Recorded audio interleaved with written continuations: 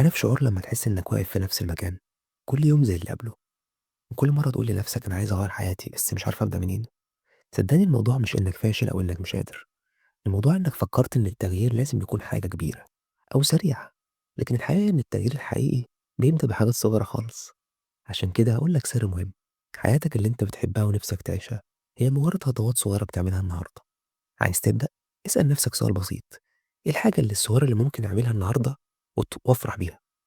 يعني مثلا أصحى بدري شوية من على السرير، أو أقرأ صفحة واحدة من كتاب كان نفسي أشوفه أو أقرأ عنه.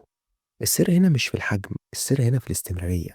كل مرة بتعمل حاجة صغيرة هتلاقي نفسك بتتقدم شوية بشوية، واللي كان مستحيل هيبقى قريب. وطبعا هتقابل حاجات توقفك، هتقع وهتفشل وهتحس إنك مش قادر، بس الفرق بين اللي بيعيش حياة بيحبها وبين اللي مش قادر يبدأ إن الأول عرف يستفيد من الأخطاء وقام وجرب تاني. عايزك تشوف كل تحدي قدامك على إنه فرصة، فرصة تتعلم وتكبر وتقوى. مش لازم تواجه كل حاجة لوحدك، عادي اطلب المساعدة من حد واتكلم مع حد يكون موثوق وأهل الثقة وعنده خبرة، وشاركوا اللي بتجرب تعمله. في الآخر الحياة اللي بتحبها مش مجرد نقطة توصل ليها، ده طريق، والطريق نفسه هو اللي بيفرحك مش النتيجة. عشان كده كل خطوة صغيرة بتخليك أقرب للحياة اللي أنت عايزها. ما تستناش الكمال، ما تستناش الشروط، ما تستناش المثالية.